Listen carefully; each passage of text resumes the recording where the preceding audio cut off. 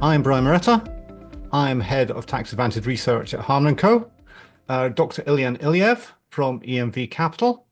Ilian's also someone we've known for some time. He was actually the very first person I interviewed for the podcast, which he reminded me of recently. Again, I'm looking forward to seeing what he says. So, Ilian, floor's yours. Brian, thank you very much. And just give me a second until I sort out my IT. But no, I want to thank Hardman for all the good work you've been doing in the EIS industry and beyond. So it's been a pleasure working with you guys. Okay, well, thank you very much for the opportunity. So I'm Ilian Iliev, the CEO of EMV Capital PLC. We are a deep tech and life sciences venture capital investor. I won't bore you through the very important disclaimer, but I want to flag this is not a financial promotion. It's broadly about our practice. And of course, if you want to find out more about the EIS fund, there's some contacts at the end of this presentation. So we follow a slightly different approach. We're actually an AIM-listed company, and EMV Capital today is the result of the combination of EMV Capital, which I founded, Net Scientific PLC, which was a name-listed company. The two companies combined in 2020. And most recently, last year, we also took over the fund management of Martlet Capital in Cambridge.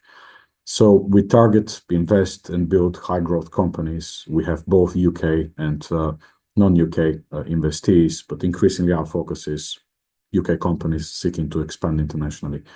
We have roughly 100 million of assets under management as of the middle of last year. Because we're a PLC, we have the kind of the PLC reporting format. So the next annual report will show where we are now. I think somewhat uniquely in our space, a fairly large proportion of our AUM is directly owned. So roughly 41 million is direct balance sheet holdings. And I think this reflects that us as if you think of us as a GP, we have a really significant stake in the various companies we work with. And next to that, there's roughly 65 million of third-party money that is managed. We are directly FCA authorized, but I know there's some colleagues here from Sapphire. They helped us over many years as we were growing up and learning the ins and outs. So it's really important to have people such as Sapphire as part of the ecosystem. However, now we are directly authorized with both corporate finance and fund management authorizations. We have 70 portfolio companies. As I get into it, you'll see that we run different strategies. In some cases, we also have some slightly different take on a venture build program, but there are some companies where we've taken a deep stake, and yet others where we have smaller stakes. And on the fund management side, there is the Martlet Capital operation in Cambridge, and there's the EMV Capital Evergreen Fund. We're ambitious and on a growth track. Our next milestone is 200 million AUM. We think that's quite possible within the current opportunity set. We have a team of roughly 15 people. Here you can see the key board members and some of my colleagues on the fundraising side. My own background is I'm an economist, but I've been in venture capital or deep tech for most of my professional life. I'm also a significant shareholder of EMV Capital. My colleague Ed Hooper, who is a career corporate lawyer with immense experience in M&A, IPOs, and venture. Dr. Charles Spicer, who is a specialist in the life sciences space. He used to lead Nomura's life sciences side. Dr. Jonathan Robinson, who is our SID, but also quite active on the Cambridge side in particular, who has founded and listed his own company, and a wonderful team supporting us through the various aspects of our business. Now, looking at the portfolio, we've built a diversified and quite interesting portfolio over the last few years. Not all the companies here are EIS-able, but a large proportion are. And the breadth of our work covers telecoms, satcoms with SoftFund that also now has a defense aspect, deep tech recycling in the environmental plastic waste management space, DNAME it, who are in lab technology, quality assurance, Vortex in liquid biopsy, SageTech Medical in anesthesiology, and also Green Aspect, Wanda Health, which is remote patient monitoring, Ventavin heat pumps, Qbot in robotics, and so on and so forth. And it's quite a nice portfolio. We tend to take a deeper stake in these businesses. We get to know the management teams, and we support them not only with money, but also with management services where they need help in the episodes that they need help. As a result, we have a fairly low failure rate on this core portfolio. There was, very much related to the lemons and watermelons metaphor. I guess the way we look at things is, look, companies go through these different phases. Often you find that the first market they're targeting in doesn't quite work out. So you have to pivot, you have to change the investment thesis. That is stressful to the companies. Often it leads to changes in the management team, and we're there to support these companies. And as a result, we have this relatively low failure rate, but also consistent growth in value for a number of these companies. Now, in May last year, we took over the fund management of Martlet Capital, which is, some of you might know, is one of the well-known early-stage VCs in Cambridge, and also focus more broadly. We had actually co-led the spin-out of Martlet from Marshall Aerospace, and last year, the shareholders asked us to take over as fund manager. And that, for us, for our EIS practice, this is very exciting, because in addition to the companies that I showed you, this provides us with a solid deal flow pipeline of really interesting companies backed by other Cambridge and international investors in different stages of development.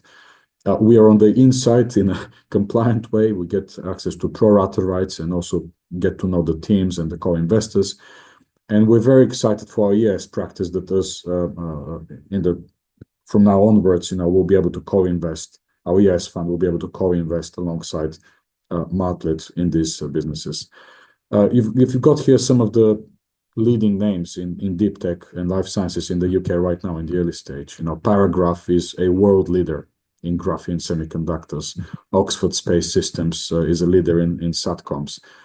Beam is very relevant in today's environment. They are a world leader in underwater drones that can not only support offshore wind, but can do other underwater kind of applications. Dogtooth are automating the picking of strawberries, which we all care very much about, especially in spring.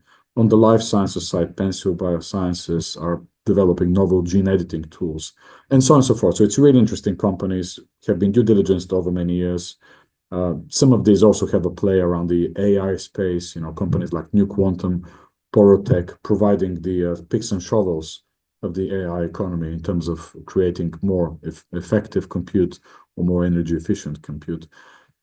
So quite an exciting opportunity set that we'll be working with in the future. In the limited time I've got, I'll do a quick deep dive in of three of our companies. So Sofant is a Edinburgh University spin-out. We were one of the early investors in it when the valuation was single digits. The valuation now is more kind of in the close to 40 mil. And they have developed what we believe is one of the world leading platforms for SATCOMs antennas for low and medium orbit satellites, which is now very relevant in UAVs, aircraft, building resilient telecoms infrastructures. We have stood by this company over many investment rounds, and we're starting to see the results now. They have a purchase order from Viasat. They work with the European Space Agency, and so on and so forth. Wonder Health is another company that's gone through our venture build program, originally based on University of California IP. We worked with the company to make them more of a UK company and EISable. And after several years of them working kind of below the radar, they're now starting to break into the US market on the RPM space. They recently signed some really interesting contracts with the US, leading to an increase in the SaaS element. But again, the way we work with these companies is we work on a lean, capital light approach in building up these technology companies. There's many other digital health companies that have blown through 20, 30, 40 million pounds of money. With Wonder, we've been quite efficient in terms of how we got here. The last one I'll mention here is Deep Tech Recycling. The IP originally comes from Warwick University and Birmingham University quite some time ago. We knew the originating company quite well. It got into trouble. They were close to a major IPO and didn't work out. So we ended up acquiring the assets from the administrators for a very low amount. And then we restarted the business again through our value creation services side with the team behind it on a very capital efficient model, working on SPVs with customers in the plastic packaging space. And now the company has 2 live projects that they're building up and the significant value inflection points. Working in a really big space, our estimates for the chemical recycling plant market are, upwards of 100 billion in capex over the next decade. So to sum all of this up, it's not a classic VC fund. Basically, we've borrowed some of the tools from the PE space that can help you have lower failure rates and add value to these companies. We've borrowed what we believe works from the early stage VC space, and we've created something we think is quite unique. So we focused on these innovative deep tech companies that have strong IP. We look at also strengthening and mining the IP for licensing opportunities, for instance. We're looking at technologies that are developed, so it may well be that they're not quite in high revenues, but we can see how they'll get to the first pilot with a corporate and go beyond. And with that, we work closely with the companies to rebuild their financial model, and then rebuild it again as needed. So we spend a lot of time getting into the detail. Okay, how are we going to grow? Yes, your technology works. How are you going to sell this thing? How are you going to make money out of it? This value add, looking at point 4, again, helps us also see problems well ahead of time. So, it's a high risk space. We all know that, but we believe, look, if we see the problem, we deal with it early. And that often involves using people from my team to get into the company. We can't do it for all companies, but we do it for a number of those. And last but not least is the ESG drivers. So we don't advertise ourselves as an ESG company. We are focused on deep tech and life sciences companies, and we want to make them profitable, and we want to make a profit for our investors. However, as it happens, most of the interesting things in these spaces have a strong ESG element, whether it's around circular economy, around energy, around improved patient outcomes. So certainly that is also part of our consideration. So I'll stop at that and turn over for questions. As I flagged, if you want more detail on the ES fund practice, you can contact my colleague Nick Salisbury. He's the head of capital raising, of course, myself. And thank you for listening. Thanks for that, Ilian. Really good to know. Question come in on the sectors have changed dramatically over time. Certainly in 30 years I've been in finance. What exactly does deep tech mean, just to kind of cover it? Because it's a kind of catch-all, but what exactly does that cover? Yeah, it's an excellent question. I'm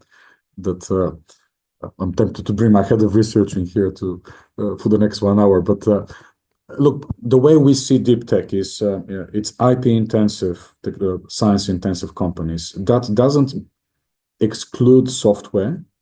But if we are looking at software, it's going to be, how can I say, the clever bits of software. So we wouldn't look at the SaaS business, but if there's an AI component combined with a hardware component, that's quite interesting. I would say that it's dangerous in our space to lock in too closely the sector. So the way we look at it is partly because we're close to the Cambridge cluster and a few other university clusters, we get to see new technology clusters emerge. So if you look at quantum computing, just 5 years ago it was pie in the sky stuff. It's like, yeah, nice. Maybe you read it in a Arthur C. Clarke novel and some good science fiction stuff, and it is now becoming real. So it's having this early radar, if you will, early visibility on new technology paradigms emerging and how they relate to real life, all the megatrends we're seeing, to real life problems. That is a skill set we've developed over many years. It also involves with early view on the IP. So I've gone a bit beyond, but I guess my main point here is whether it's deep tech or life sciences, the clusters of activity change, and they change every few years. So being early there and understanding how it's developing, the right point to invest, that's quite important. Thank you for that answer. Another question, and it kind of overlaps a little bit with the last question, but can you talk about the pros and cons of investing in hardware relative to software? I mean, there's the saying hardware is hard, which is true. But there's several things to look at. Most of this investment in the last decade has gone into SaaS and digital sort of projects, and some of them are pretty sophisticated stuff, and especially in the fintech and other areas. Our specialism is around hardware. That's what we've been doing for a long time. And our USP here is that over the many years we've been involved, we've built a number of playbooks that can help us decost and make capital efficient the development of hardware. I'll also say that developing a software business is not cheap by any terms. You might get to the first sale quicker in a software business, bunch of guys over the weekend, a couple of cases of Red Bull, and you've got a prototype on the Monday. Can't do that in hardware, can't do it in drug development. But to build a proper software business takes a lot of money. Your barriers to entry are lower, so actually it's more expensive, we believe, in a way, to build a successful mega software business. One good thing in the hardware space is that you do actually have more than one chance to get it right. The IP gives you high barriers to entry. So if you develop the technology platform for one application, doesn't quite work out, or it doesn't work out in a big enough way, you can pivot it to another application. You still have the IP aspect. And the final bit I'll mention is that the emergence of or the growth in AI tools is making hardware development faster, more efficient, more intelligent. So what we are seeing is that yes, hardware is still expensive, but it is much cheaper compared to 10 years ago. It's much cheaper compared to 5 years ago. So the teams we work with, we make sure that they have access to the latest tools in this space so that we can accelerate their development and stress test it and so on. Perfect. I'll hand back to Brian. I think that's there's no more questions there. Excellent. Thank you very much to everybody for attending and staying to the end. And we look forward to seeing you hopefully on another webinar soon. Thank you very much.